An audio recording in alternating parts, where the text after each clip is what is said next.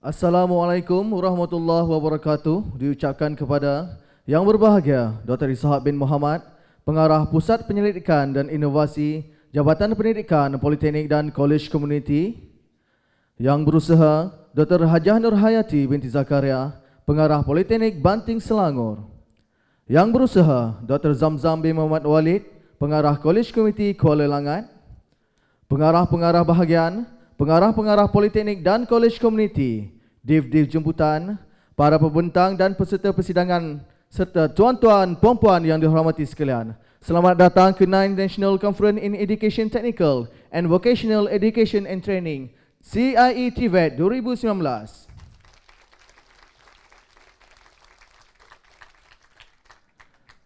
Bagi memberkati majlis kita pada pagi ini, majlis dengan sukacitanya menjemput Al-Fazil Ustaz Rahmat bin Abdullah untuk memimpin bacaan doa.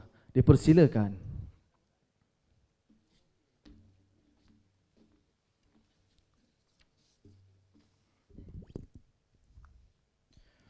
Bismillahirrahmanirrahim. Alhamdulillahi rabbil alamin. Hamdan yuafi ni'amahu wa yukafi'u mazidah.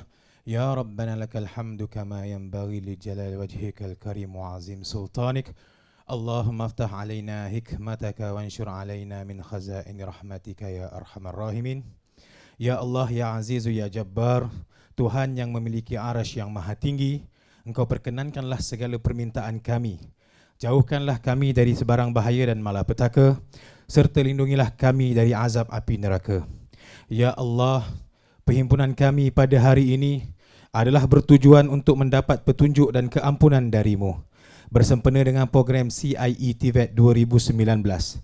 Kau berkatilah majlis kami, lancarkanlah perjalanan program kami, berilah kekuatan kepada kami dalam mencari keredaan-Mu, dan jadikanlah majlis kami ini sebagai satu hujah untuk kami memasuki syurga-Mu.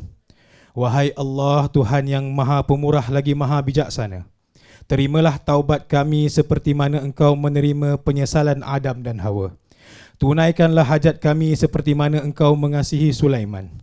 Sembuhkanlah segala penyakit dalaman dan luaran kami seperti mana yang Engkau kurniakan kepada Ayub. Sabarkanlah diri kami dalam menerima sebarang musibah seperti mana Nuh, hamba-Mu yang taat lagi patuh. Selamatkanlah kami dari tipu daya syaitan dan musuh-musuh Islam seperti mana yang Engkau berikan kepada Musa. Dan kasihanilah kami seperti mana Engkau mengasihi kekasih-Mu Muhammad sallallahu alaihi wasallam.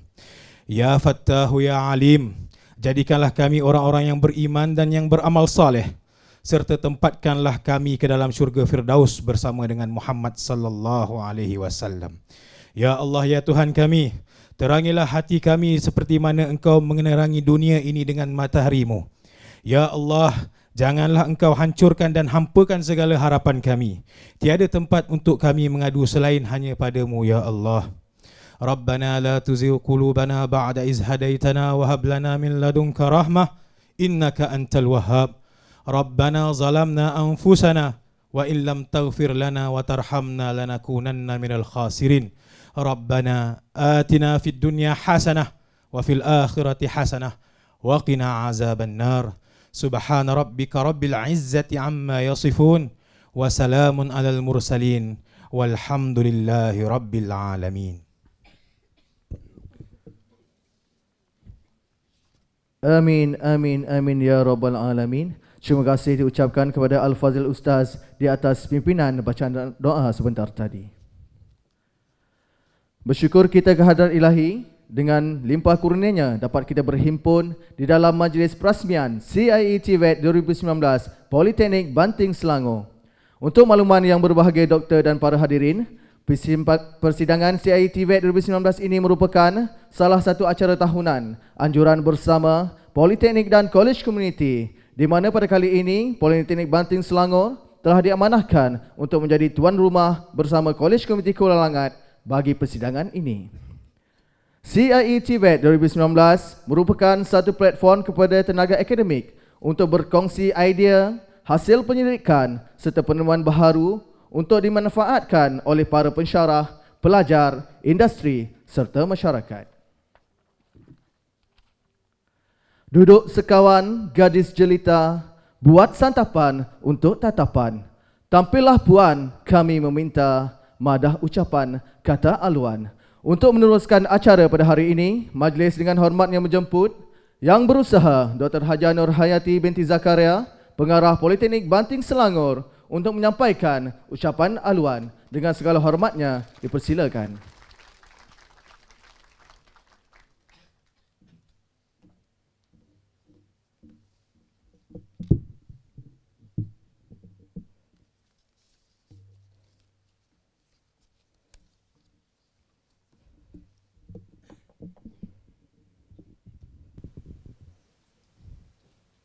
Bismillahirrahmanirrahim. Terima kasih Tuan Pengacara Majlis. Yang Berusaha Dr. Ishak bin Muhammad, Pengarah Pusat Penyelidikan dan Inovasi JPPKK. Yang Berusaha Dr. Zamzam Muhammad Walid, penganjur bersama ini, Pengarah Kolej Komuniti Kuala Langat. Pengarah-pengarah bahagian serta wakil, pengarah-pengarah Politeknik dan Kolej Komuniti serta wakil. Ramai ya rakan pengarah saya hari ini. Yang jurusasi pun ada 2 orang saya tengok ni kat sini. Okay. Yang dihormati Encik Muhammad Ali Hajah Maidin, Ketua Pegawai Eksekutif Penang Skills Development Center PSDC. Terima kasih Cik Ali. Cik Ali sana. Okay. Encik Muhammad Imran Kunalan Abdullah, Penasihat Principal Consultant GTEX Asia. Terima kasih Cik Kunalan. Okay. Div-div jemputan, para pembentang dan peserta persidangan. Seterusnya para hadirin yang dikasihi sekalian. Assalamualaikum warahmatullahi wabarakatuh dan salam sejahtera. Terlebih dahulu saya ingin mengucapkan selamat datang kepada semua tetamu yang hadir bagi menjayakan persidangan kali ini, iaitu persidangan National Conference in Education, Technical and Vocational Education and Training CIE-TVET 2019. Saya tanya Dr. Din ni, nak sebut CiE-TVET ke CIE? Dia kata CIE. Mana Dr. Din? Tu dia. Tapi kita selalu sebut CiE-TVET kan? Senang nak sebut. Yang berlangsung selama 2 hari di PBS. Alhamdulillah, bersyukur kehadrat Allah SWT kerana berkat izin dan limpah kurnianya persidangan CiE-TVET ini, dah sebut CiE-TVET tu, cepat sikit. CiE-TVET ini telah hampir ke penghujungnya. Jadi ini bermula semalam 2 hari. Saya dan pengarah Kolej Komuniti Kuala Langat ingin menzahirkan ucapan penghargaan dan terima kasih kepada Pusat Penyelidikan dan Inovasi JPPKK yang telah memberikan kepercayaan kepada kami, iaitu PBS dan KK Langat, untuk menjayakan persidangan CiE-TVET bagi tahun 2019 ini. So ini yang dah ke-9 Dr. Din, yang ke-9. Saya amat berbangga atas komitmen dan usaha padu serta sokong menyokong di antara satu sama lain. Ada 3 pihak di sini. Politeknik Banting, KK Langat dan juga JPPKK. Of course kami penganjur bersamalah kepada JPPKK. Jadi nampaknya kerjasama antara semua pihak ini sangat bagus dan alhamdulillah sehingga saat ini lepas ni ada lagi kan, sikit lagi, alhamdulillah telah berjalan dengan lancarnya. Terima kasih juga kepada Encik Muhammad Ali Hajah Maidin, Ketua Pegawai Eksekutif Penang PSDC, dan juga Encik Imran Kunalan bin Abdullah daripada GTEX Asia. Dan dalam orang kata meluangkan masa untuk hadir pada hari ini yang akan menyampaikan ucap utama sebentar lagi.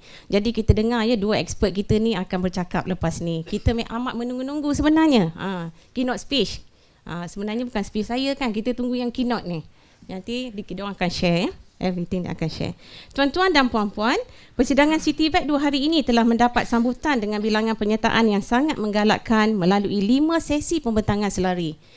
Dan dari pelbagai institusi pendidikan seluruh Malaysia dan juga di bawah pelbagai kementerian. Jadi ada yang IPTA, IPTS dan kementerian yang berbeza-beza, tapi kebanyakannya ataupun kesemuanya adalah daripada institusi pendidikan sendiri. Kehadiran tuan-tuan dan puan-puan dengan jelas membuktikan sokongan, dukungan dan semangat ke arah memperkasakan bidang TVET di Malaysia. Selari dengan tema kita kali ini ada kat depan ni. Leveraging TVET for a better future. Saya menyokong usaha murni menganjurkan program seperti ini ke arah menjadi pelaksana organisasi yang sentiasa mengikut perkembangan bidang TVET di Malaysia. So sekarang kita asyik sebut TVET je. Para hadirin sekalian, Sememangnya dalam sesebuah institusi pendidikan, hanya penyelidikan merupakan sumber terpenting dalam menambah baik institusi agar menjadi lebih dinamik, progresif dan inovatif. Saya berharap penyelidikan yang telah anda semua jalankan tidak berhenti di sini sahaja, malah melaksanakan kajian yang lebih mendalam pada masa akan datang dengan penemuan-penemuan yang baharu serta penjenalaan ilmu yang baharu melalui penyelidikan yang menjadi asas bagi membina kesarjanaan dan kewibawaan ahli akademik. Tuan-tuan dan puan-puan para hadirin sekalian, semoga CiE-TVET 2019 ini menjadi satu platform yang signifikan kepada para peserta untuk mewujudkan perkongsian pintar yang lestari dengan keperluan semasa TVET dan seterusnya menjadikan titik tolak ke arah kejayaan yang lebih besar dalam menjadikan Politeknik serta Kolej Komuniti sebagai institusi TVET kelas pertama. So ini harapan kita semua ya dalam JPPKK. Dengan ini saya akhiri ucapan saya mewakili seluruh warga PBS dan Kolej Komuniti Kuala Langat. Sekali lagi mengucapkan tahniah dan setinggi-tinggi terima kasih kepada semua pembentang, peserta dan jawatankuasa penganjur atas komitmen dan kesungguhan dalam menjayakan persidangan yang berlangsung selama 2 hari ini. Sekian, wabillahi taufiq wal hidayah. Wassalamualaikum warahmatullahi taala wabarakatuh. Majlis mengucapkan ribuan terima kasih di atas ucapan sebentar tadi. Majlis diteruskan dengan menjemput Encik Mohamed Ali Hajah Maidin, Chief Executive Officer Penang Skills Development Center untuk menyampaikan ucap tama yang bertajuk Transformation of Malaysian TVET. Dipersilakan.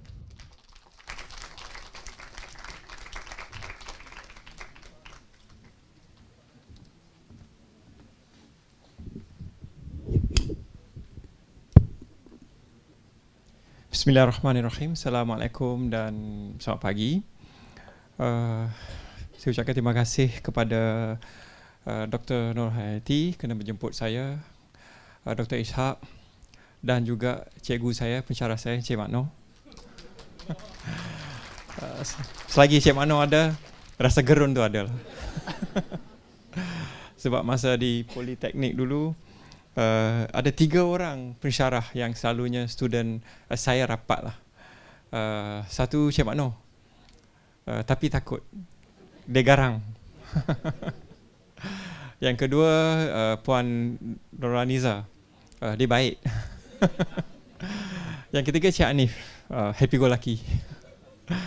So if presentation saya bagus tu, credit goes to my lecturers lah. Right, they have mold. Okay, saya diberi 30 minit, tapi topik yang saya nak bercakap ni need a longer time. But I have to respect to second speaker. I will try to stop at 30 minutes. Siapa timekeeper? Okay, you alert me 5 minutes before time ends. Okay, hari ni kita nak mula dengan saya nak tanya soalan. Sebab kita kat Malaysia ni jarang tanya soalan. Betul? Mana-mana conference, bengkel, terutamanya bengkel tau. Kita pergi bengkel, orang panggil kita nak bagi idea, kita jarang tanya soalan. So because of our way of we bring ourselves, kita jarang tanya soalan, pertama. Yang kedua, kita tak challenge. Apabila orang bagi idea dia, kita tak challenge. This is a part of the course that the challenges that we have in TVET. Sebab TVET, you know, it goes through many branding lah. Skill Malaysia, TVET Malaysia, macam-macam. But it's still fundamental challenges is there. So dalam slide saya yang nak share, bahagian pertama saya nak tanya soalan. Bahagian kedua, saya akan share benda-benda yang saya rasa audiens suka. Kat Malaysia ni dia suka definisi baru, STEM, stack, so baru tu saya akan share. So I will fulfill. Third, saya akan share what will be the type of work that our student will be facing. This is the actual thing yang saya akan share. So the idea why I take this sequence, so that we can know what is our responsibility in producing the future workers, current and future workers, and what are the things that we should do. Okay, kita come with this. This is things yang selalunya skills need to be looked as an investment. So the first thing, orang yang control duit, dia akan tanya, what happen if we invest in developing our people and then they leave workforce? But we also have to ask ourselves a questions, what happens if we don't invest and they stay? Which is mean that no use, right? Okay, let's come. So I'm gonna ask a questions in terms of challenges yang kita face in TVET dekat Malaysia ni. Okay. First challenge yang saya nak tanya, what is actually a problem in TVET sekarang ni? Apa problem? What is the definition of problem? Is it student can't meet industry demand on the knowledge? Itu kan masalah? Sebab mana-mana saya pergi bengkel, saya dengar benda tu. Oh, student, they don't have the knowledge of what industry need. Is that a problem? Okay, let me show you next one. Is it infrastructure and old equipment? Is this a problem in TVET? Next one. Our labs are not up to date. Is this a problem? Okay. Is it lecturers incompetent? Is this a problem? Yang kita kata lecturer kena pergi industri lah, no exposure lah. Is this a problem? More. Is it our quality of the student is low? Right? Or so apa yang saya sebut tadi tu, is that a problem? Itukah masalah yang menyebabkan TVET kita tak bagus? Is that a problem? Okay, let me ask more question. Second question is what we are addressing. Tadi saya dah tanya dah apa dah masalah nah. So sekarang saya tanya, apa isu apa yang kita addressing? Okay, lepas kita selalunya pergi bengkel ke mana kita bagi feedback itu susah, industri kata student tak bagus, lab kita equipment lama, pensyarah tak ada masa nak pergi ke industri, industri tak mau terima, semua tu masalah. Tapi kita, bila kita sebut masalah tu, kita nak pastikan bahawa adakah masalah tu symptom ataupun root cause. There's the two things we must understand. What is symptom, what is root cause. People usually confused of what is a symptom is when what is a root cause. Okay, now I ask more question. Adakah sekarang nak dapat student yang nak masuk engineering susah atau senang? 2 minggu sudah saya jumpa DVC daripada Unimap. Dia kata MTUN saja, if I hear him correctly, universities in Malaysia ada 7,000 lagi seats untuk STEM program. Orang tak masuk. Right? Next. Is it kerja-kerja yang bersangkutan dengan STEM ni glamorous? Sebab kita susah nak ada student nak masuk engineering kan? Susah. Demand banyak tapi student susah. Sebab apa? Is it because of the kerja engineering ni tak glamorous? Macam saya, zaman saya dulu, saya daripada Pulau Pinang, daripada kecil saya nak masuk USM. Dan saya nak jadi engineer. So kalau kita ada children now, if our children, I think most of us are parents, do our children have the same passionate to be an engineer? Right? Next question. Ni apa problem ni? Adakah disebabkan gaji dia rendah? So semua ni, is it contributing to the TVET? Dan tanya lagi soalan. Sebab apa Kelang tak nak bayar gaji lebih? Kita ambil student, kerajaan spend untuk nak buat diploma 3 tahun, kerajaan setahun untuk nak bagi student tu duduk Politeknik, around 18,000 ringgit government have to spend. 80,000 ringgit, right? Including the facility, building, utility, salary of the lecturers. So setahun untuk satu student 18,000. 3 tahun berapa banyak? Dan sebab apa company tak boleh bayar gaji lebih? Soalan lagi. Is it because student do not know what the company want? Kita semua produce student. Do you think that your student know what company want? We know, otherwise why you want let them graduate? We should not, we should stop them from graduating. Right? We know. That's why we let them. But pergi industri kata benda lain. Next question. Can you the lecturers teach the student what the company want? Adakah kita mengajar student kita apa yang company nak? Soalan. 2 muka surat saya tanya soalan. Pernah tak dalam mana-mana meeting kita pergi bengkel, perbincangan, semalam ada perbincangan, adakah kita tanya soalan ni? Apakah masalah punca semua benda yang saya highlight? What is the issue? It all goes back to the TVET, right? Skills. Okay, what is the fundamental? Fundamental, saya akan kembali kepada how to address the fundamental ni. Fundamental dia, kita balik daripada belakang ke atas ni, sebab apa student sekarang tak mau nak STEM? Because STEM susah. Dah lah belajar susah. Lepas tu gaji pula, dah belajar diploma, nak dapat gaji 1,800 pun susah. Do you think it's fair for students study diploma, after that they go to work as a technician, they earn 1,800 to 2,000 ringgit? This all of you feel it is fair? Siapa rasa dia fair? Kalau student diploma kita dapat gaji 1,800, siapa kata dia adil? Who think it's fair? Right? Student, do you think it's fair? So, BRIM level lah, kadar kemiskinan di Malaysia adalah 3,000. Tapi student kita yang government dah belanja dekat 60,000 setahun tu, bekerja 1,800. If it is not fair, why all of you doesn't make noise?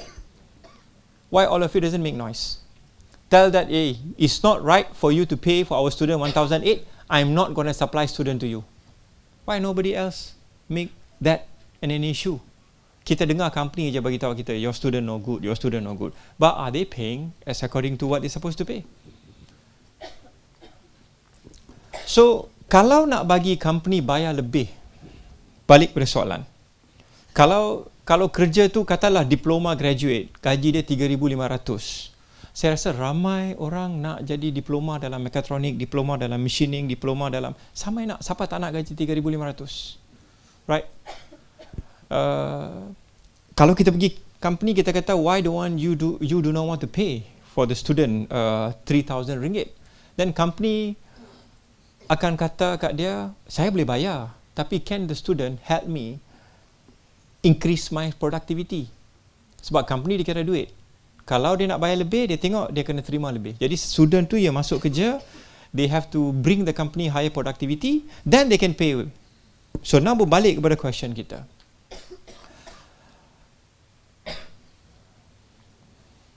Are our student that we produce, right, can help the company to increase productivity? Kita semua produce student. Our student, bila dia masuk kerja, bolehkah dia membantu company increase productivity? Are we checking this? Are we making sure our student go to work in a company, help company increase productivity? If you are checking, what we are checking? If you are not checking, why we are not checking? If you don't do this, then it goes back to my previous slide of questions. Company cannot pay higher. If a company cannot pay higher, we cannot find a good student. If we cannot find a good student, and then we start complain. Equipment tak bagus, lab tak bagus, sebab tu saya tak boleh produce. Tapi let me tell you, saya dah 5 tahun dalam bidang skills education ni. Whatever machine in many of your center that you have is better than what company has. Majority company is better. So based on our analysis, our understanding, it is not your lab. It is not your knowledge of the lecturer. Your lecturer is a very knowledgeable. It is not the knowledge of the lecturer. It is not, the lab that you have. Fundamentally, we are busybodying, creating a student, sending student out, but nobody checking, is my student go out to the industry, can he help the industry to be productive? Is my syllabus cover the productivity? It can help basically. Yeah? So if we don't do all this check, we will keep on highlighting the problem, and government will keep on investing on upgrading the lab, upgrading the lecture, and industry will keep on complaining, saying that your student is not good. So it's a vicious circle. takeaway from this is actually this. I think fundamentally, we as an educator, we should ask the fundamental question. If our student coming out from our institution cannot go to the industry, cannot help the industry, whichever course that they graduate,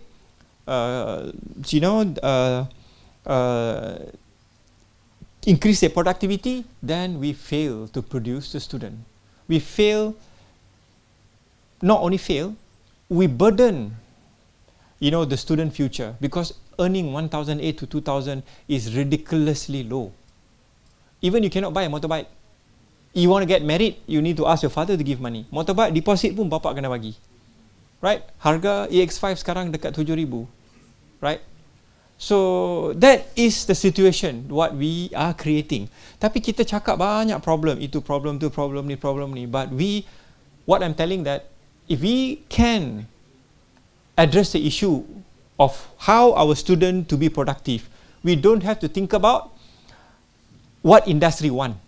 Because we try to every time change the syllabus to what industry want, never solve the problem. Tell me which institutions that we have it here able to produce a student and industry tell your student is good according to I1.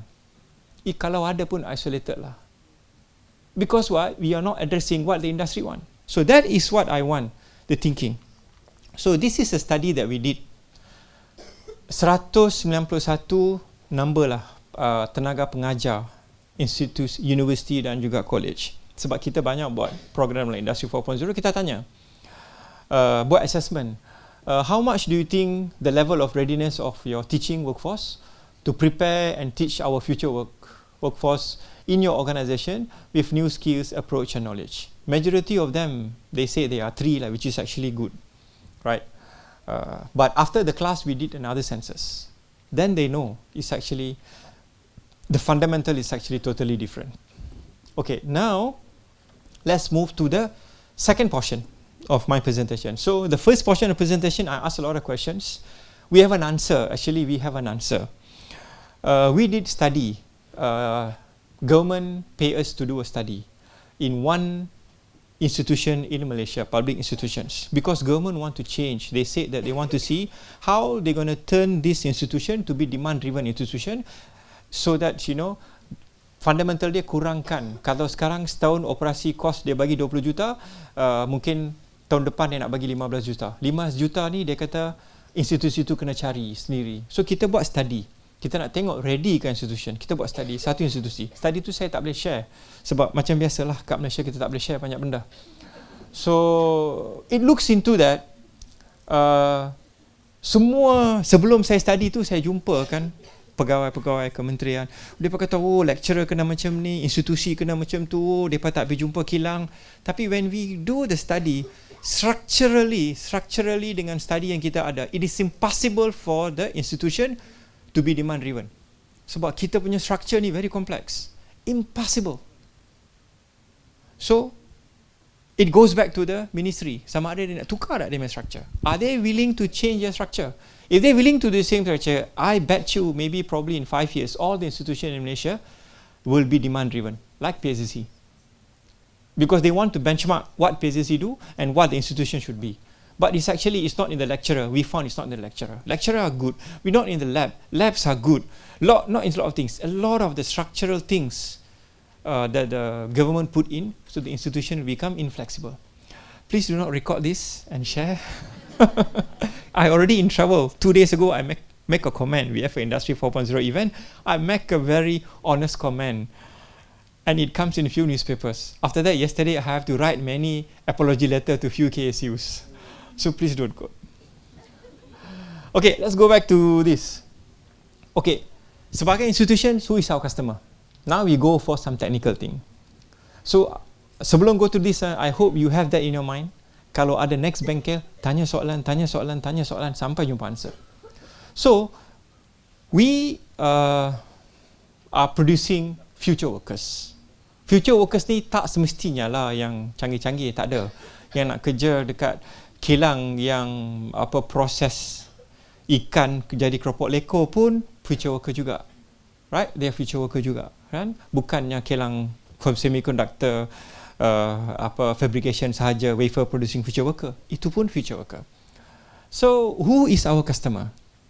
Our customer is actually industry, right? Industry is moving to smart factory. So if you want to do smart factory, they need a smart workforce. Okay. So what are the ingredients to produce a smart workforce? This is customer smart factory dia nak. Apa dia nak?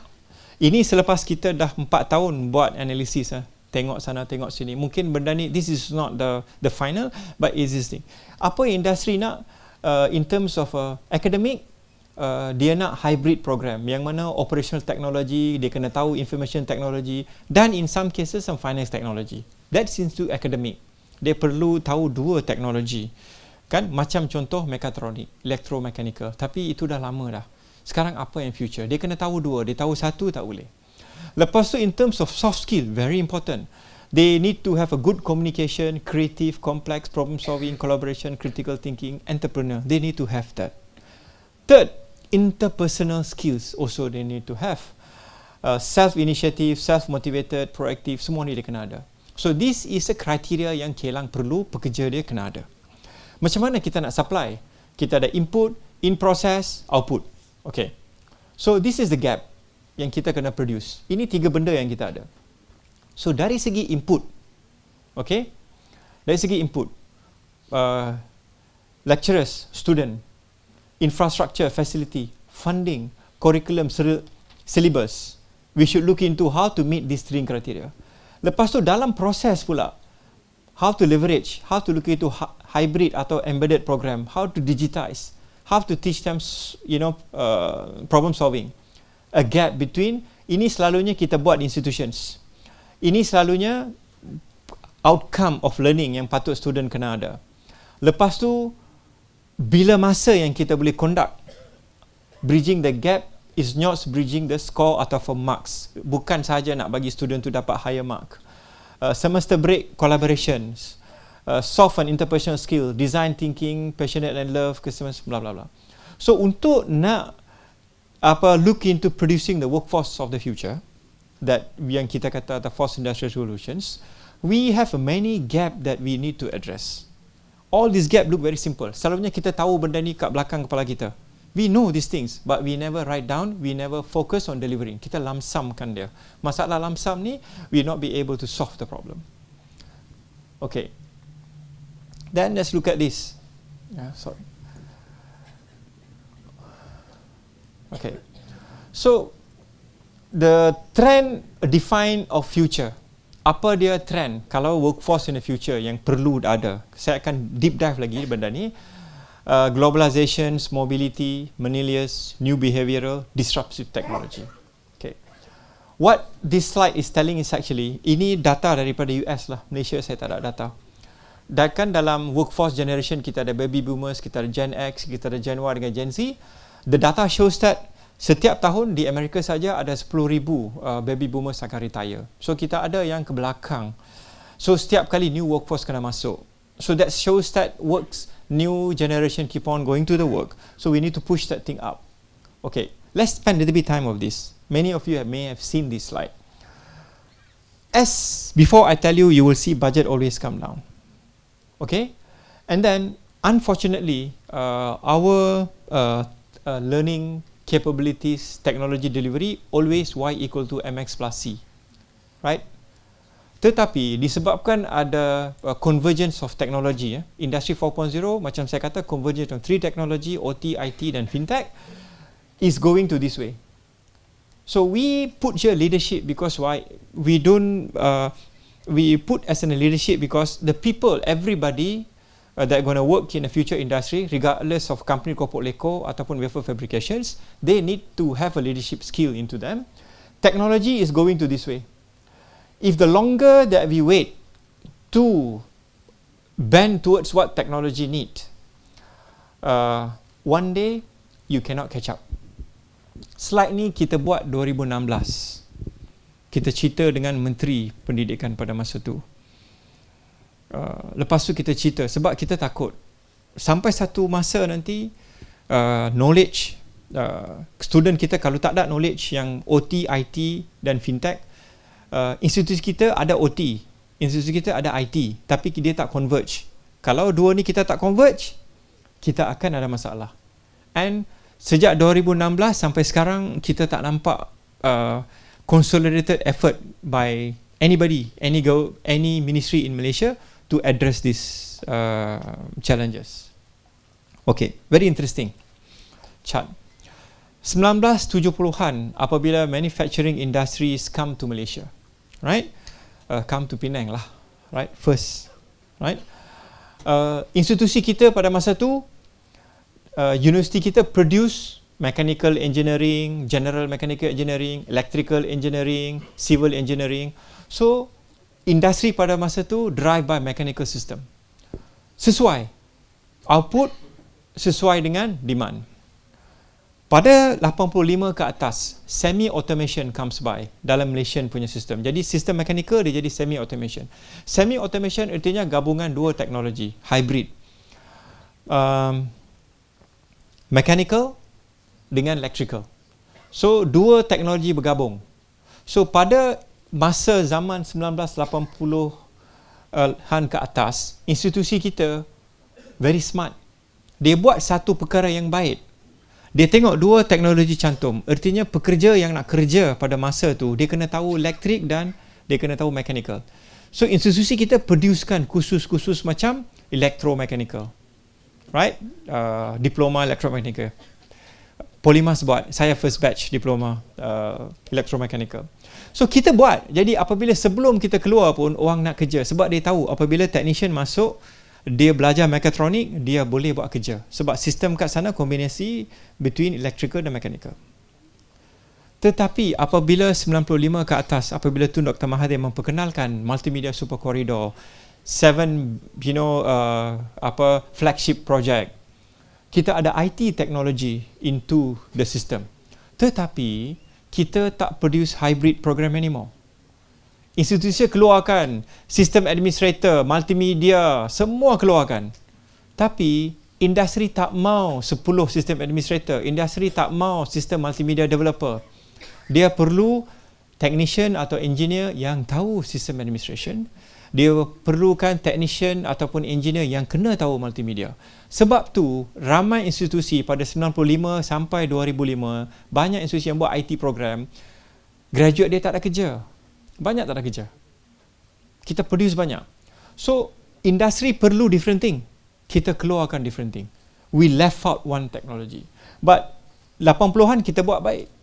Dengan ada fourth industrial revolutions, cyber physical system, there's a one more technology is actually coming into. Everything you need to have embedded. So, sekarang ni, kita punya education system di sini. Sekarang kita ada under fourth industrial revolution, satu teknologi baru datang. So, cadangan saya, jangan ataupun elakkan produce program diploma, degree, contohnya cyber security officer, big data analytics. Company tak nak data analysis, 10 data analysis. Company perlu engineer yang kena tahu data analytics. Ini yang berlaku, ini yang kita buat.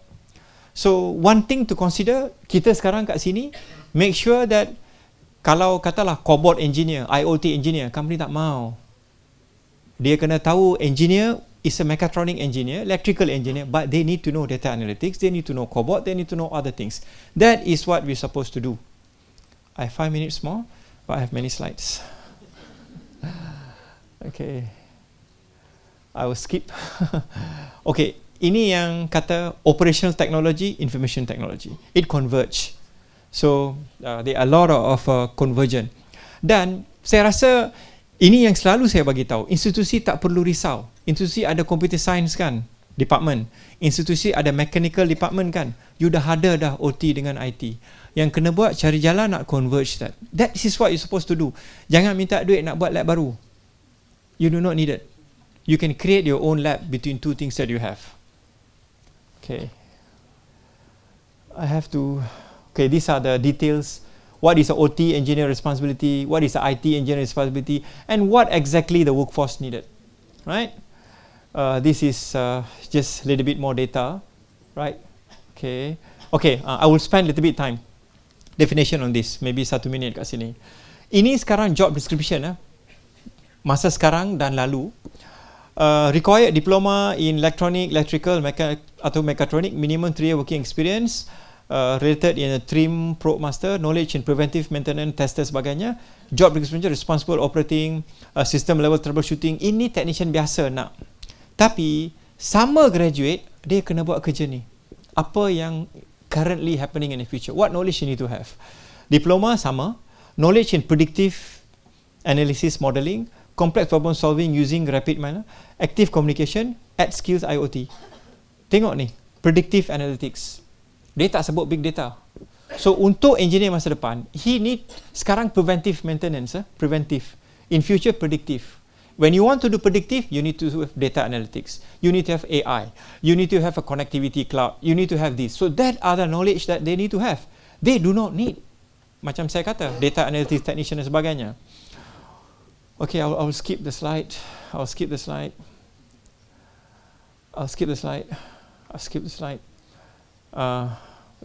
Semua ni kena cerita lama sikit, so I skip. Okay. I'll skip. Okay. Wait. Okay. Sekarang kita nak keluarkan pekerja. Mr. Imran, I take few minutes of your time. Right. Kita nak, ini actual case yang kita buat. Saya akan tunjuk actual case yang kita buat. Kita nak keluarkan engineer, technician. So ini yang berlaku di industri sekarang. Kelang buat sardin, kan, di utara. Sebelum ni dia ada otomasi, hybrid, mechatronic engineer boleh kerja. Sebab dia ada mesin potong ikan.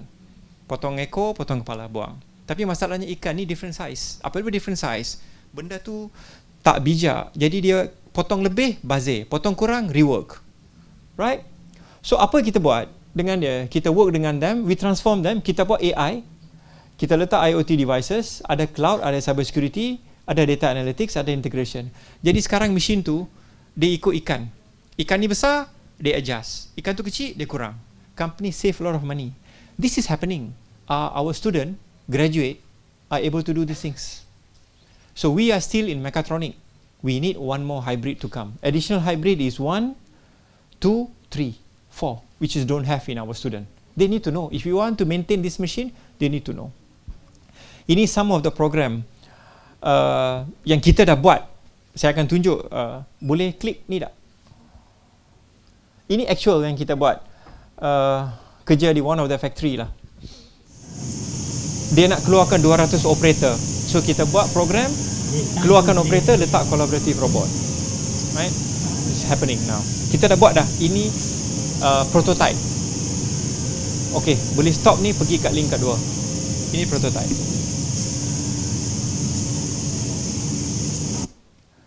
Link 2. Okay. Ini selepas prototype tak jadi, actual.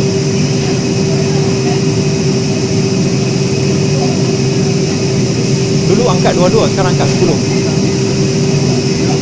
Mesin sama. Same robot. Okay, the mechanical design is done by one of the Politeknik student graduate. Can you believe? Okay, is done by one of the Politeknik student that graduate. With a Unimap diploma. 2 diploma student saja buat the whole thing. It's not degree. Okay, third link.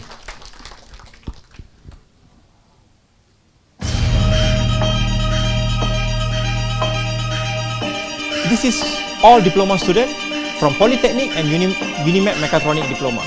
You can see. Completely from design, kita ajar dia completely dari design sampai working model. Semua by internal.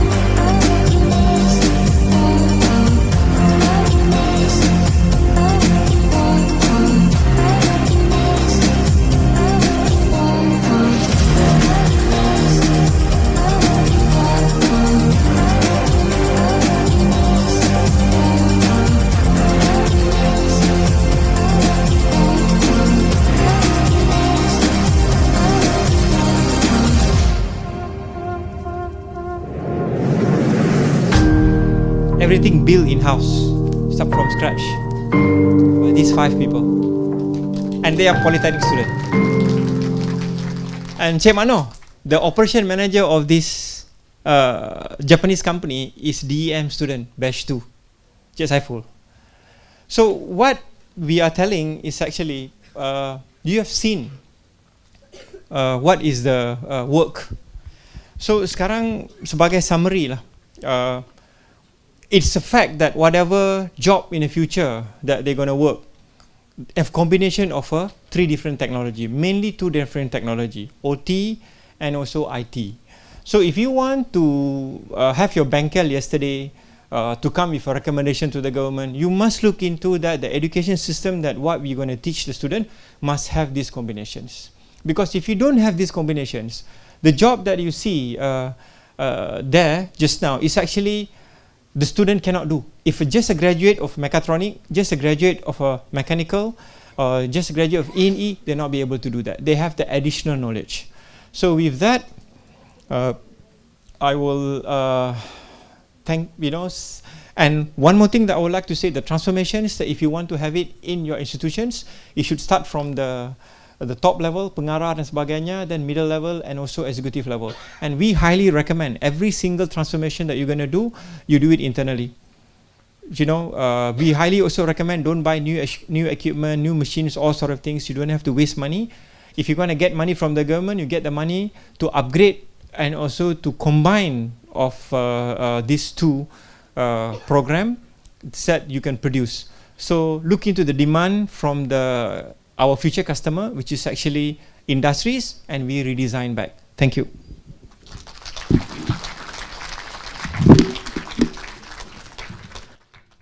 Majlis mengucapkan ribuan terima kasih di atas perkongsian ucap tama sebentar tadi. Tanpa melengahkan masa, majlis menjemput Encik Muhammad Imran Kunalan, Advisor Principal Consultant dari GTEC Asia, untuk menyampaikan ucap tama seterusnya yang bertajuk Developing TVET Talent for Future of Work. Dipersilakan. Terima kasih saudara pengurus majlis. So I have 30 minutes or 25 minutes?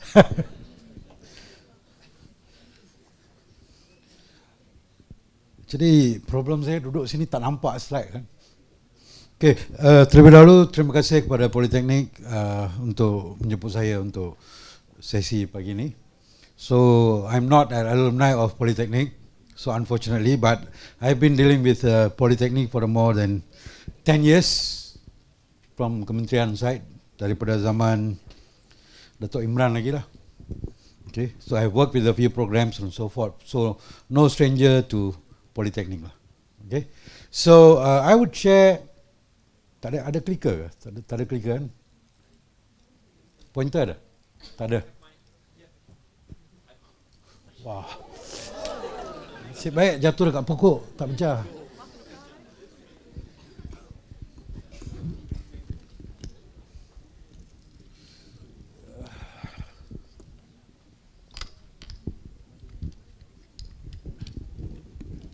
Masalah teknikal sikit.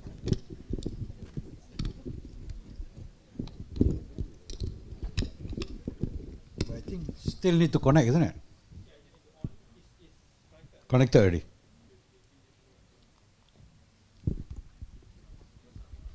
No, tak rosak.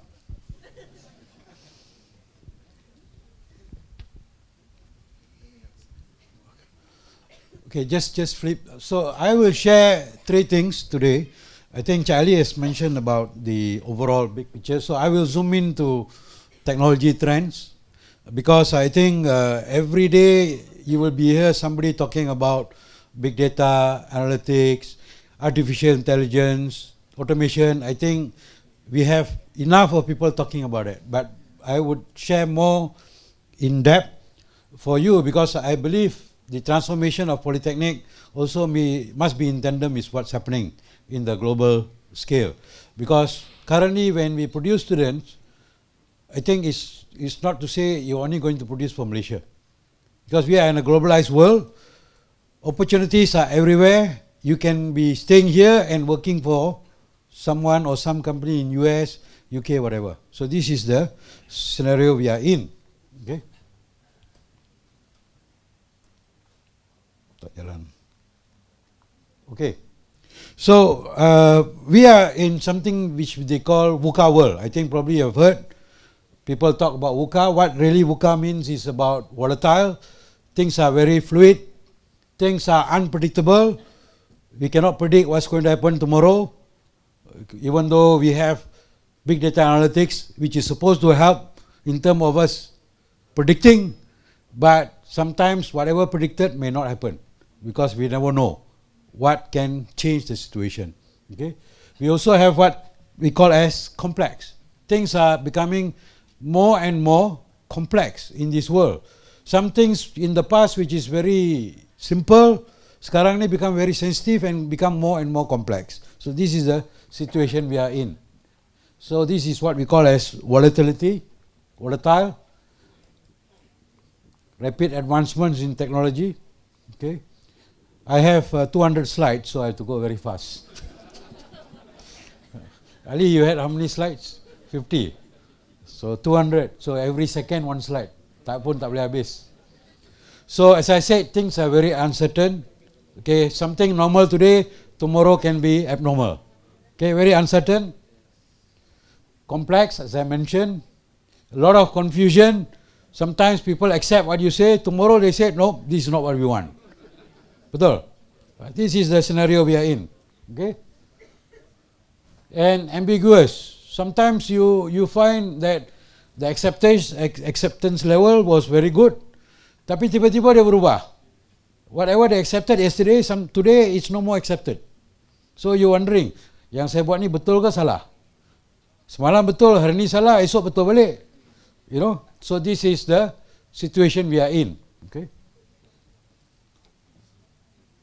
So that's why is I think Darwin everybody knows. So now they've termed digital Darwinism, whereby the evolution of society, technology and its impact on behavior, expectations and customs. So this is the reality we are facing. Okay, I just skip to it. What are the technology trends? I think there are plenty of information available on the internet. You can Google. Every consultant will print some technology trend. Sometimes you wonder which one you want to follow. Okay, there are so many. So I have summarized. This is actually from Gartner technology, where they categorize into three. First thing they call about intelligent systems, the technological trend which is categorized as under intelligent. The second one is about digital. I think most of your students here do mechanical and so forth. I think one key element is about virtual. I don't know whether you have infused the virtual reality component within the teaching and learning. So this is also one area. We talk about augmented and virtual reality. So I always talk about example automotive industry, repairing cars and whatever not. Kalau dulu we want to teach students to how to repair a car, become mechanic, you need to have a physical car. Sekarang ni with virtual and augmented reality, you don't need to buy a car. You only need the software. And with the Google glasses that you wear, the guy actually like working on a real car, but actually it's all created through augmented and virtual reality. So it saves a lot of cost. Even I'm sure you buy, like Ali was mentioning, you don't need to buy new equipment and so forth, but how can we improvise from what we have? It can be done. Okay, as long as you also need to know the AR, VR technology. I think another things, people every other day talk about blockchain, distributed ledger. So people always confuse blockchain dengan cryptocurrency. Pernah dengar kan? Bitcoin. Ada yang invest Bitcoin tak? Tak ada. Okay, kalau ada pun maybe they shy. So the thing is, Bitcoin is a product. Okay, Bitcoin is a product out of blockchain technology. We only take the whatever product, we never go back and research what's behind that. So blockchain technology is the one which created the Bitcoin or cryptocurrency. So it is a technology. Okay, so we have conversational system, digital technology platform. This is from Gartner. So another consulting company, Deloitte. So this is what they listed. So kalau you compare Gartner, Deloitte, McKinsey, sometimes you will find identical things. Okay, so don't worry, these are all information. You can Google and see. So this is what really about the disruptive technologies that we are facing today. It may be in the next 5 to 10 years, but technology evolve. Whatever here, the list. So the technology trend, you must know, it become a trend, it become, we call a hype cycle, become a commercialized, mass usage, then die off, something new comes up. So it's always a revolving trend. So these are some of the technology trend. We have mobile, internet, automation, IoT, cloud, okay, advanced robotics. I think the video earlier, I think Ali was sharing, is all about robotics. Okay, it's not that we cannot do, we can do. Only thing is we need creativity on using it. Okay, because you must remember, I always focus on telling students, you have to look at fundamentals, the basics, because the rest is all about application. If your fundamentals are strong, if your knowledge of mechanical, your knowledge of maths is very, very strong, you can move anywhere, because we are so used to the application. If I ask you in your smartphone, probably you have 101 apps. Correct or not? Okay. What is the fundamental behind the apps? It's the software development. Betul tak? So if you are good in software development, you can develop any app which is relevant. But most of the time we are so excited about the app, but we forgot about the technology, the fundamental knowledge which is about programming. Okay, programming principles never change from those days until today. Kalau you go back, it's all the same. Application changes based on the needs. Okay, so that's why I always say students focus on fundamentals. Don't get carried away with the technology or the apps. So these are some of the technologies. Mobile internet, I think nowadays everywhere you go, first thing you ask, ada connectivity tak? Kadang-kadang tak ada internet, sorry, restoran mamak pun dia akan tanya, ada wifi free ke tak ada? Kalau tak ada wifi, dia tak boleh jual dah. Betul? That is already become like a basic necessity for us. 10-20 tahun dulu tak ada internet, tak ada orang komplain pun. Duduk makan sembang biasa je. Sekarang orang tak sembang, sibuk browse the net. Okay, this is the reality. Automation of knowledge work, Internet of Things, we talk about IoT, connectivity between devices. Okay, we have what we call cloud. Zaman dulu cloud is you just know awan kan. Okay, now we talk cloud is all about technology.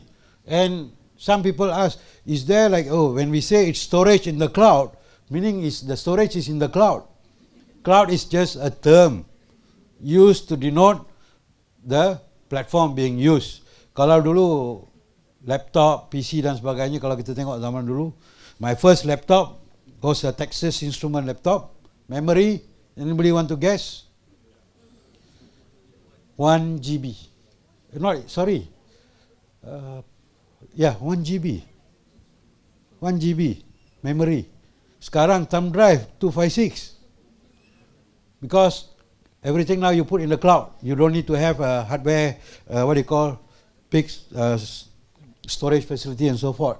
So we are also looking at advanced robotics, autonomous, near autonomous vehicle. These are all day in, day out. You are hearing. How many of you are familiar with drone? Do you teach drone here? You have aircraft thing, but I think probably you need to probably infuse some drone technologies as well to teach, because it complements the aircraft technology. It's already there. Now we are talking about flying cars. Okay, it's not new. It's already there. Okay, it's already being tested and also being running, but not commercialized yet. Autonomous, new autonomous, it's already happening. Okay, next generation genomics. We are also talking about what do you call in the aspect of biology, for example. Genomics is happening. Energy storage, 3D printing is one of the in thing in mechanical learning. 3D printing, because nowadays In the past, when you do mechanical and all that, you do maintenance work, right? You need to have sometimes spare parts. Now with 3D printing, you don't carry spare part. Can you imagine workshop sekarang tak perlu have storage of spare parts. Whenever I need certain screw ke, certain part of the machine which I'm repairing, I can use 3D printer to print. This is how the technology has changed. It's no longer about storage. Kadang-kadang I'm sure you repair kereta, go to the workshop, parts tak ada. The mechanic say, encik kena tunggu parts. Sometimes take 1 month, 2 months pun ada. Okay, we take easy way out lah. Kereta potong pun okay lah kan. Sometimes it happen. But then new car don't have parts. So I give you example, in the US Naval Force, they have a fleet of ships flying all over the world. Imagine the ship break down in ocean. You want to repair. You have thousands of people working on the ship. The ship cannot move. You want to repair. You want to wait for parts. You are deep in the ocean somewhere, isolated. Can you imagine what will happen? Normally, previously, they will call, ferry things like helicopter ke apa, send whatever part need to be repaired. So now, what they have done is some of the ships, they've already incorporated the 3D printer, whereby they can print parts so that it can be repaired while it's in the sea itself. No need waste of time. This is not something make up, this is already done. Even the healthcare 3D printer is already printing, jantung punya valves. A lot of people have a heart problem. Sometimes the valve is not really functioning. They are already printing the valves. Only thing probably in the future, maybe they'll print spare body parts lah. But I don't think that is something impossible. It will happen. Because kalau dulu kita tahu printer is all normal printer je kan. Because the main thing is the component, material to be used. So they are already using that. Okay. Advanced material, this is where they are already producing. Advanced, you highlight me kalau waktu habis. Because I can talk one whole day. Okay. Renewable energy, this is also another trend. We want to be environment friendly. No more petrol. We are talking about electric car. It's already there. It's not totally new. I travel China very often. In China, the petrol stations are getting smaller and smaller. More stations are electric charging because buses, cars, taxis are electric cars. Okay. So this is detail of this. I think this slide I have shared, it's there. You can share with your lecturers and students. So I don't want to spend a lot of time on explaining all this, because these are, I don't have to say, you already know, because we are now in a world where we experience all this. This is not something totally alien to us. Okay. So this is the detail of what I have mentioned. I skip all this. So you will see component and key application. Okay. Autonomous, this is I mentioned. In terms of the prospect, where they are, energy storage, 3D printing,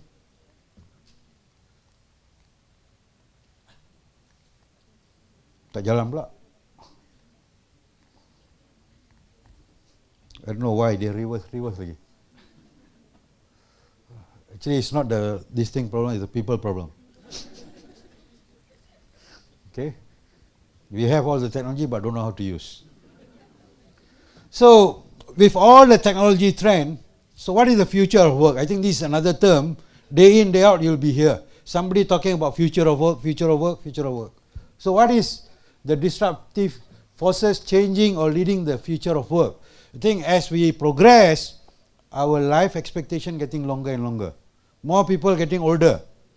Orang hidup lebih lama kan? Hidup lama kadang-kadang orang kata bagus hidup lama. But it also create a lot of problem. Hidup lama lagi banyak jenis penyakit pula. Then tak tahu ubat macam mana nak. More expenses, more cost.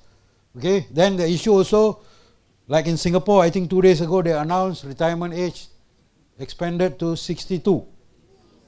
In Singapore, they announced, the Prime Minister announced 62 tahun. Malaysia, I think kerajaan dah kata 60 kan. Dah kata 60, yang mana-mana student duduk sini, bila lah makcik dan pakcik nak retire. Okay, so there is another issue.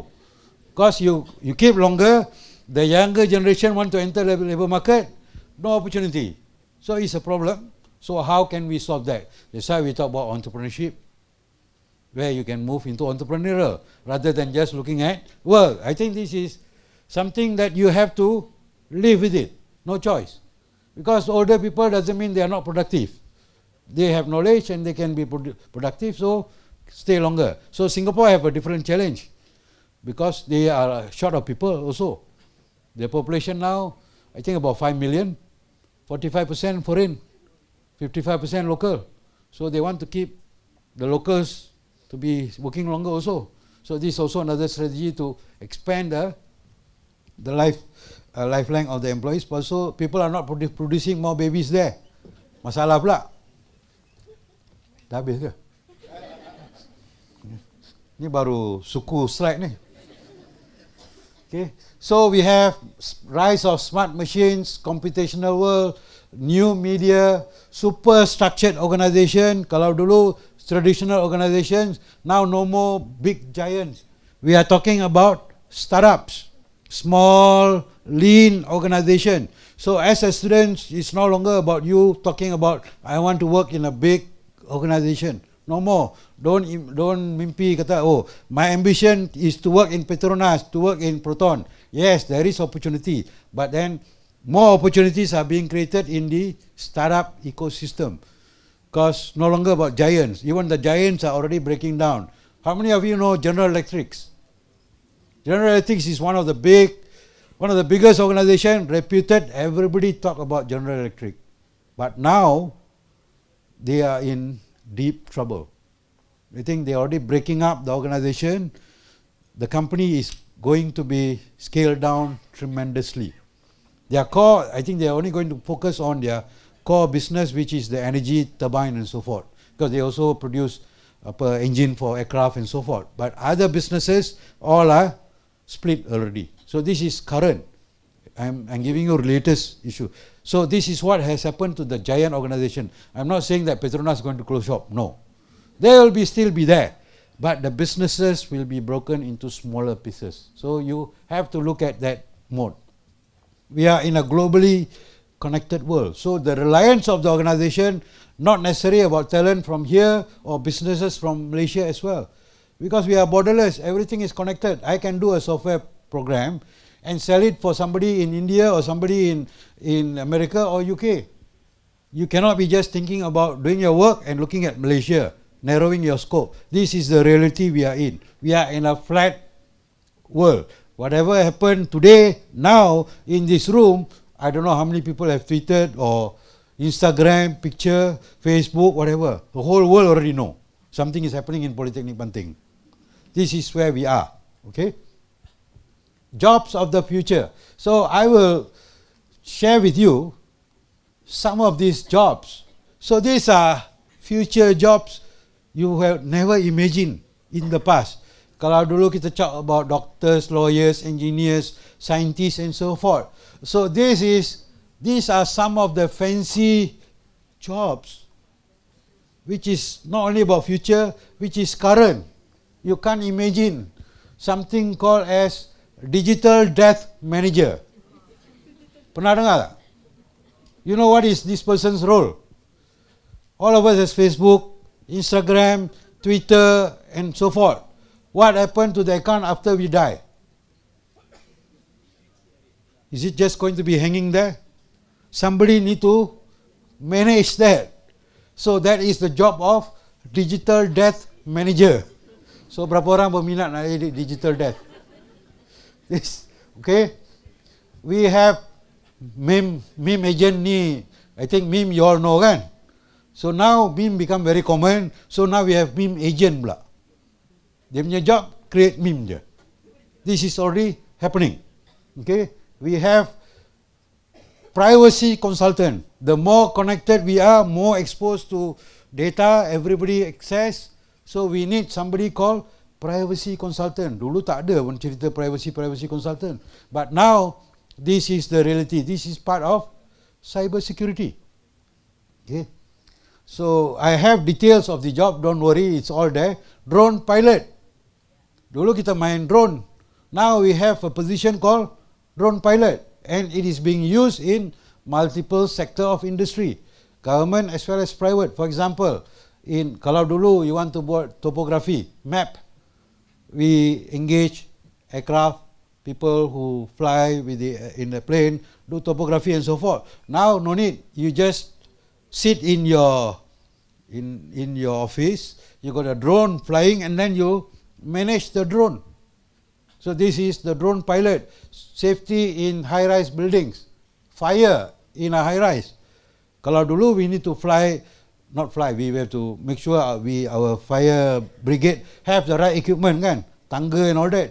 Ini bangunan dah 80 tingkat. Nak pakai bomba panggil tangga 80 tingkat, mana ada?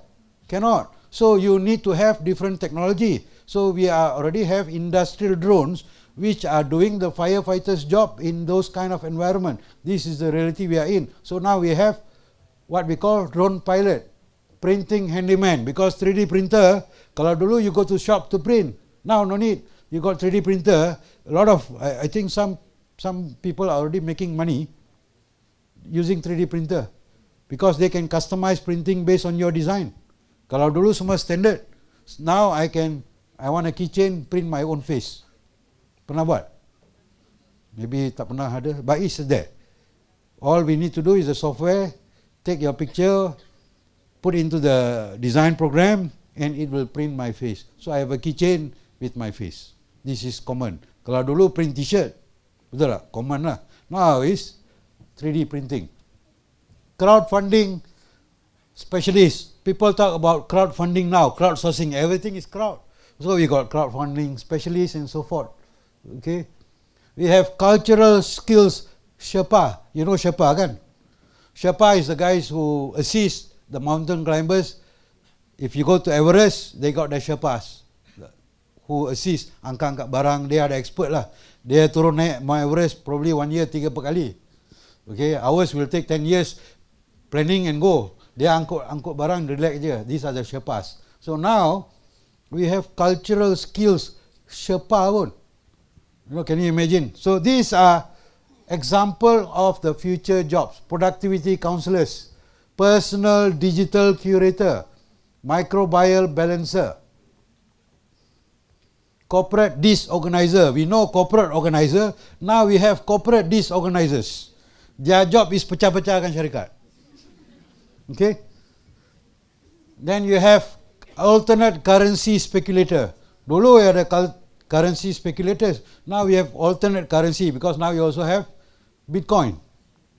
So dah ada alternate currency speculator pula. Urban shepherd. Okay, micro farmer and nature field side of the city.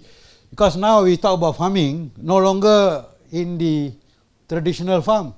Sekarang kita cakap kalau boleh dekat flat, kat apartment pun kalau boleh tanam pokok.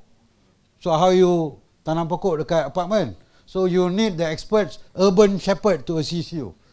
Digital desk manager, personal lifelog activist pula. Okay. Nah, this is interesting. Digital detox therapist. Because we are all obsessed with digital, so we need to have digital detox therapists to assist us. Move away from digital. Okay. Cultural skill. Quantified self personal trainer. Kalau dulu pergi gym, personal trainer, now semua personalized. Okay.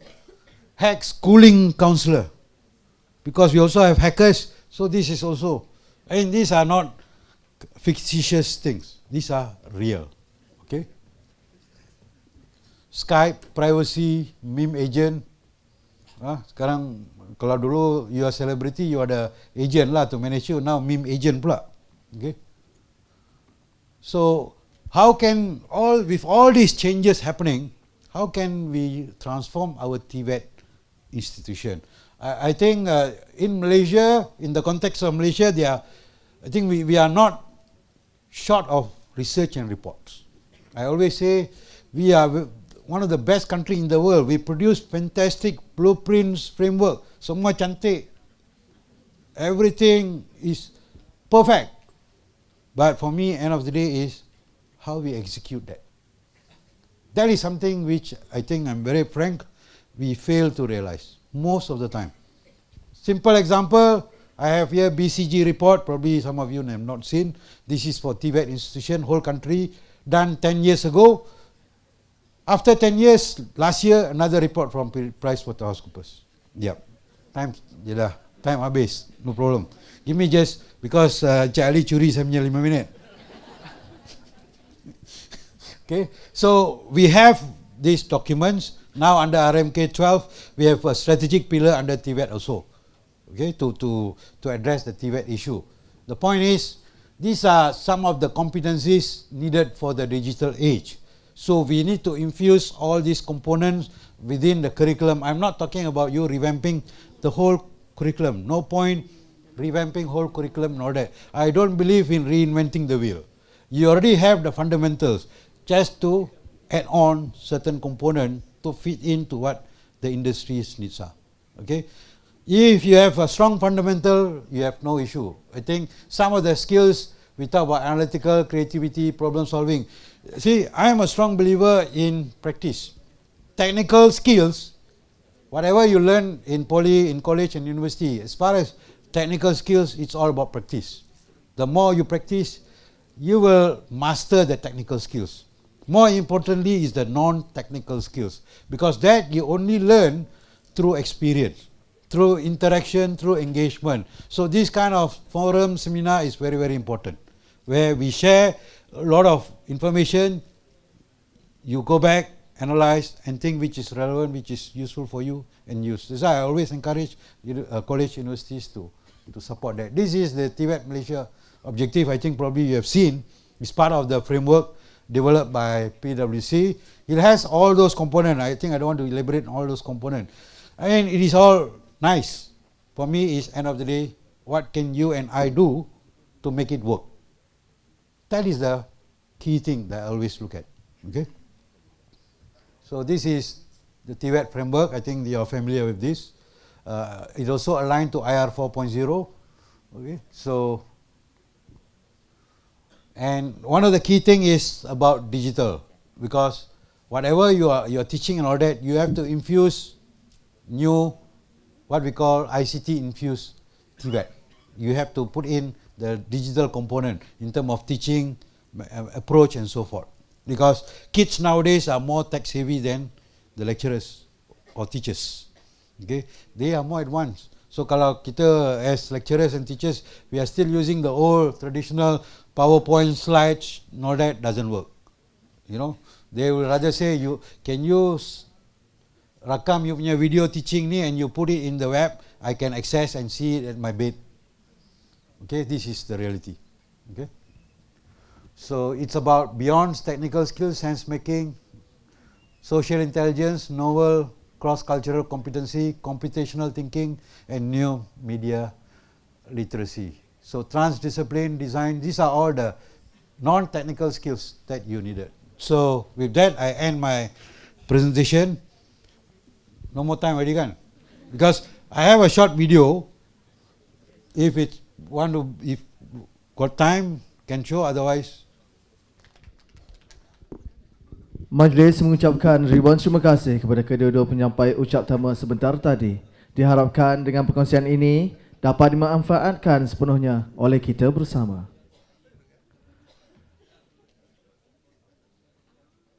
Majlis diteruskan dengan tayangan video sisipan aktiviti. Dengan ini sama-sama kita saksikan video sisipan sepanjang CIE-TVET 2019 berlangsung.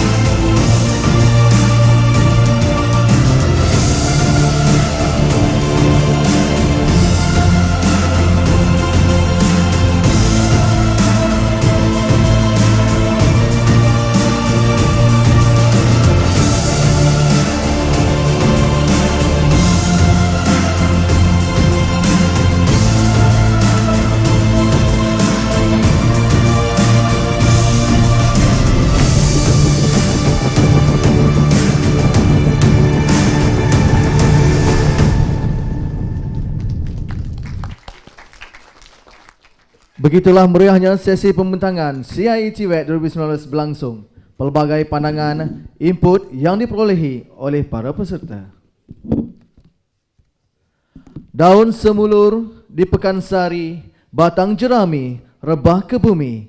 Madah dihulur, sembah diberi, kata perasmi, hajatnya kami. Tanpa melengahkan masa, majlis berbesar hati menjemput Yang berbahagia Dr. Ishak bin Muhammad, Pengarah Pusat Penyelidikan dan Inovasi JPPKK, mewakili Teknologis Dr. Muhammad Naim bin Yaakob, Ketua Pengarah Jabatan Pendidikan Politeknik dan Kolej Komuniti, untuk menyampaikan ucapan, seterusnya merasmikan majlis pada hari ini. Dengan segala hormatnya dipersilakan.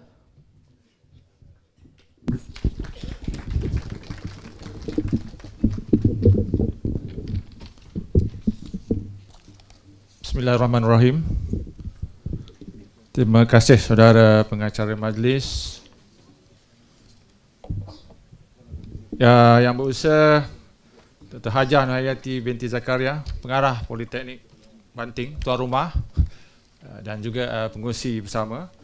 Yang berusaha Dr. Zamzam Muhammad Walid, Pengarah Komuniti Kuala Langat, pengurusi bersama, pengarah-pengarah bahagian ataupun wakil, terima kasih kerana datang dari jauh, dari semalam jumpa di Kuantan, hari ini di sini. Pengarah-pengarah Politeknik dan Kolej Komuniti serta wakil yang dihormati Encik Muhammad Ali Jamaidin, CEO PSDC, dan Encik Muhammad Imran Kunalan Allah.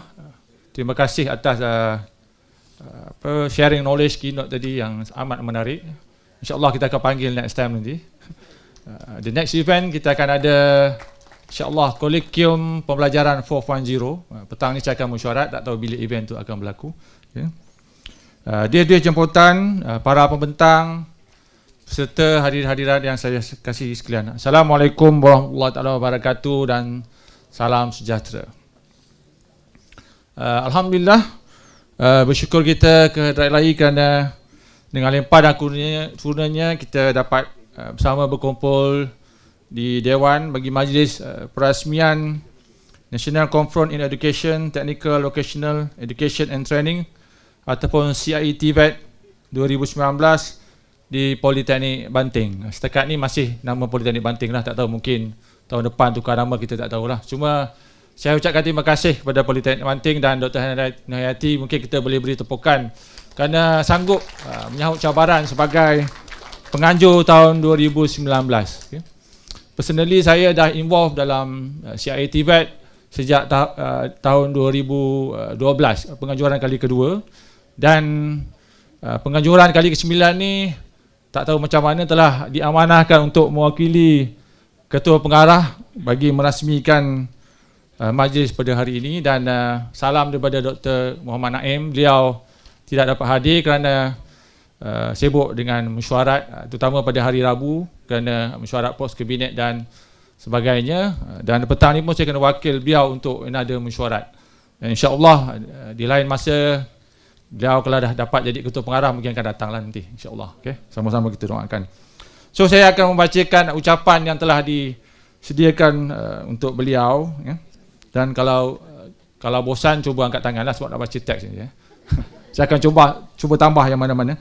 Okay, di sini saya ingin mengucapkan terima kasih kerana sudi menjemput saya dan sekalung tahniah kepada PPI, sebenarnya puji diri sendiri, ya. Okay. Kalau ucapan Dr. Naim dia ucap tahniah, kalau saya ucap tahniah juga lah. Kepada PPI, JPPKK, warga Politeknik Banting dan Kolej Komuniti Kuala Langat serta semua pihak yang telah bertukar lumus dan memberi sepenuh komitmen bagi menganjurkan persidangan pada kali ini. Sebanyak 6 teras strategi dalam Pelan Strategik Politeknik dan Kolej Komuniti tahun 2018 dan hingga 2025 dijadikan sandaran bagi mengikat warga untuk menggalas tanggungjawab membawa Politeknik dan Kolej Komuniti menjadi institut pendidikan dan latihan teknikal dan vocational ataupun TVET. Dalam teras yang ke-6, memudayakan pendidikan gunaan dan inovasi dijadikan panduan bagi memupuk serta membina nilai teras iaitu kreatif dan inovatif, integriti, tangkas dan profesionalisme dalam kalangan warga Politeknik dan Kolej Komuniti. Penganjuran CiE-TVET ini merupakan satu inisiatif bagi memasyarakatkan pendidikan dan penemuan ilmu baru. Tuan-tuan dan puan-puan sekalian, tujuan utama mengadakan persidangan ini adalah untuk mengeratkan jaringan kerjasama dalam TVET di peringkat kebangsaan di samping meningkatkan perkongsian ilmu dalam kalangan ahli akademik disiplin pendidikan tinggi di seluruh Malaysia dalam pelbagai disiplin ilmu. Sebanyak 112 kertas pendidikan daripada Politeknik, Kolej Komuniti, Universiti, Kolej Vocational, Kolej Matrikulasi, SIAS dan IKBN telah dibentangkan. Jumlah penyertaan yang bertambah ini menunjukkan minat tenaga akademik untuk memtengahkan idea hasil pendidikan serta penemuan baru dalam TVET yang boleh dimanfaatkan oleh komuniti. Saya sempat melawat 5 bilik tadi dan banyak paper-paper presentation yang begitu menarik dan saya cadangkan tuan-tuan untuk mohon pada grant TRGS tahun 2020. Saya nampak amat menarik, cuma saya tak sempat nak bertanya tadilah. Okey. Sisi perkongsian penemuan baru sepanjang persidangan ini akan menyumbang kepada penambahbaikan dalam kurikulum dan seterusnya dapat meningkatkan kualiti modal insan negara kita. Pemilihan tema tahun ini adalah Leveraging TVET for Better Future, selari dengan matlamat Malaysia untuk muncul sebagai negara maju berteknologi tinggi dengan rakyat yang mengecapi kualiti hidup masyarakat kelas pertama bakal tercapai menjelang tahun 2020. Hadirin dan hadirat sekalian, saya percaya sistem TVET bukan sahaja dapat meningkatkan tahap kemahiran pelajar tetapi ianya dapat menyumbang kepada peningkatan ekonomi negara. Di sini saya ingin memetik kata-kata Yang Berhormat Menteri Pendidikan kita, Dr. Malik, iaitu TVET adalah antara elemen yang perlu dan penting dalam melahirkan masyarakat berkemahiran tinggi serta mengukuhkan potensi negara bagi pertumbuhan masa hadapan. Justru TVET yang berkesan merupakan laluan terbaik bagi negara untuk melahirkan modal insan yang berpengetahuan, berkemahiran tinggi, berinovasi dan mampu menghadapi saingan pada peringkat serantau maupun global. Kita berharap dengan adanya platform persidangan akademik ini akan mempertemukan para pendidik dan pekaji untuk berkongsi pengalaman.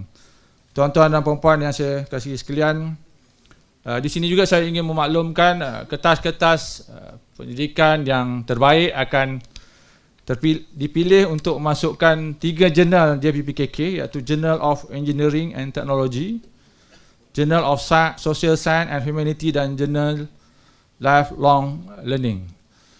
Tambahan juga semua proceeding yang kita terbit dalam persidangan ini, insya-Allah kita akan masukkan ke dalam portal Sistem Research Innovation kita ataupun SAIRI dan kita akan upload di situ. Kalau tuan-tuan dah biasa tengok sistem tu, semua persidangan CiE-TVET tahun-tahun sejak pada persidangan yang pertama hingga yang ke 2018 boleh didapati di situ dan insya-Allah untuk persidangan kali ini kita akan masukkan juga dalam sistem itu. Dan cuma pemberitahuan jugalah, dalam sistem SAIRI juga kami ada membuka satu ruang untuk tuan-tuan kalau nak mohon grant TRGS 2020 boleh masuk pada laman web tu dan boleh terus memohon di situ. Mana permohonan yang berjaya akan kami panggil untuk bengkel nantilah. Okay. Akhir sekali saya ingin mengucapkan tahniah kepada semua pembentang. Semoga kertas pembentangan tuan-puan dapat memberikan manfaat pada semua peserta persidangan ini. Sekali lagi tahniah dan syabas kepada Pusat Pendidikan dan Inovasi JPPKK, warga Politeknik Banting Selangor serta Kolej Komuniti Kuala Langat di atas penganjuran persidangan ini. Saya berharap kerjaan kita dalam menganjurkan CiE-TVET pada hari ini akan berterusan dan dapat menarik lebih ramai peserta pada tahun hadapan. Akhir sekali dengan lafaz mulia Bismillahirrahmanirrahim, saya dengan ini merasmikan 9th National Conference in Education, Technical and Vocational Education 2019. Sekian wabillahi taufiq hidayah. Assalamualaikum warahmatullahi taala wabarakatuh. Majlis merakamkan ribuan terima kasih di atas ucapan perasmian daripada Yang Berbahagia Dr. Ishak sebentar tadi. Mohon untuk Dr. Ishak kekal di atas pentas. Dijemput Dr. Haja Nur Hayati binti Zakaria dan Dr. Zamzam bin Muhammad Walid untuk naik ke pentas bagi mengiringi Dr. Ishak menyempurnakan Majlis Pelancaran Gimik Persidangan CIE-TVET 2019.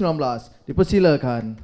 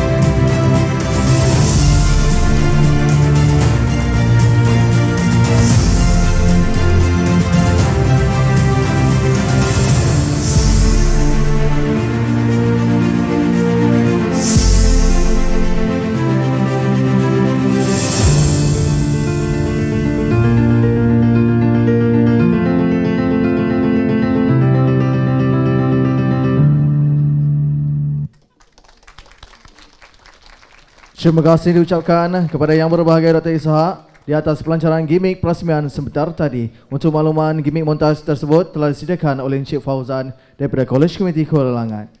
Mohon untuk Dr. Ishak, Dr. Haja Nur Hayati dan Dr. Zamzam untuk kekal berada di atas pentas bagi meneruskan penyampaian cenderamata kenang-kenangan kepada penyampai-penyampai ucap tama.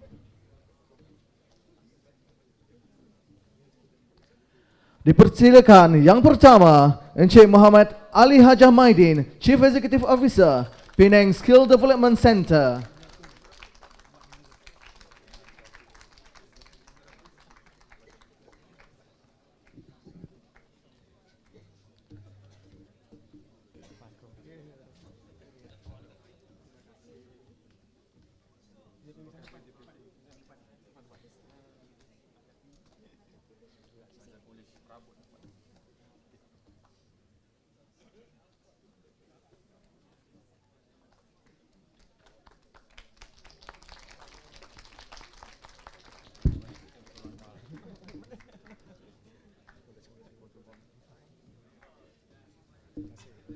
Dan seterusnya, Encik Muhammad Imran Kunalan, Advisor Principal Consultant dari GTEC Asia.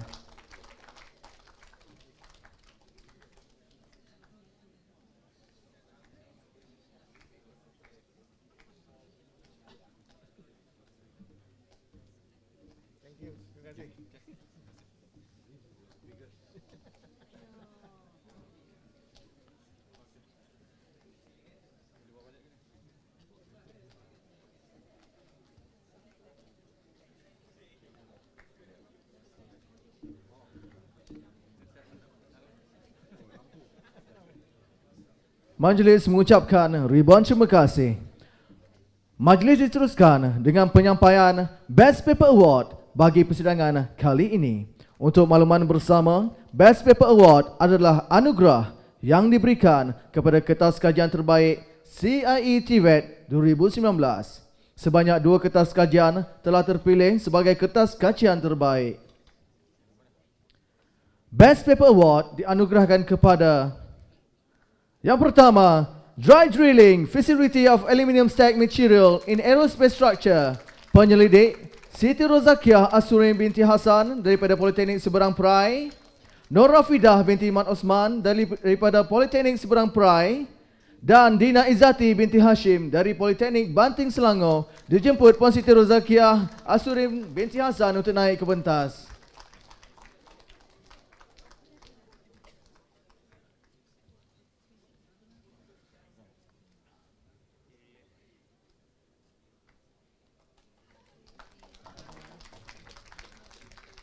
Anugerah seterusnya, Development of Pneumatic System for Fish Larva Bobonimus gonionitis by using glutaraldehyde, iodine and antibiotic treatment. Penyelidik Encik Khairuddin Muhammad Amin dari Politeknik Jeli Kelantan, Puan Siti Nur Hijriah Abdul Rahman dari Jabatan Pertanian Malaysia dan Encik Ahmad Yasir bin Mat Yamin dari Jabatan JPK. Dijemput Encik Khairuddin Muhammad Amin daripada Politeknik Jeli Kelantan.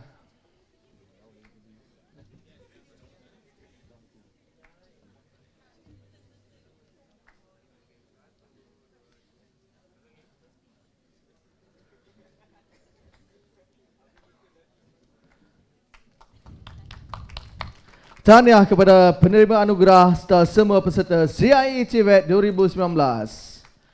Seterusnya, dipersilakan yang berusaha Dr. Hajah Nur Hayati binti Zakaria, Pengarah Politeknik Banting Selangor untuk menyampaikan cenderamata kepada Dr. Ishak di atas kesudian menyempurnakan majlis pada hari ini. Dipersilakan.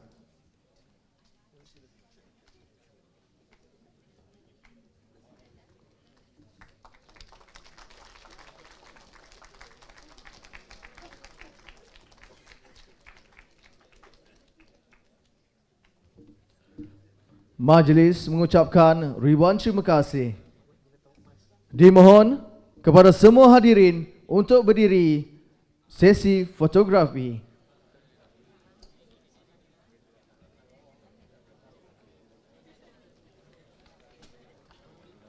Tuan-tuan dan puan diminta untuk menghadap ke bahagian belakang.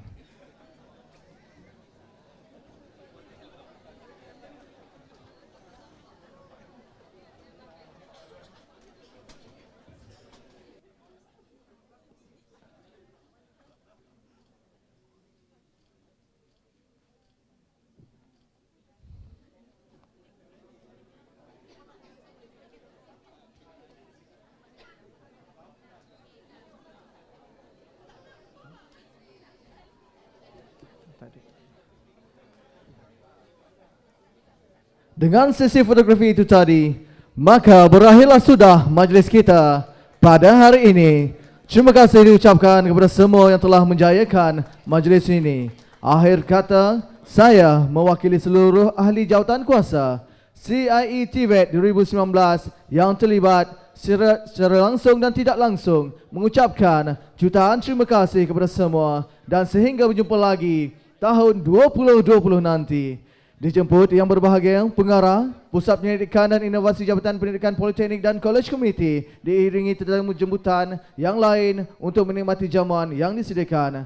Tetamu jemputan ke arah satu bangunan pentadbiran, manakala bagi pembentang, peserta dan tetamu lain ke jamuan makan berhadapan bilik seminar. Sekian, wabillahi taufiq wal hidayah. Wassalamualaikum warahmatullahi wabarakatuh.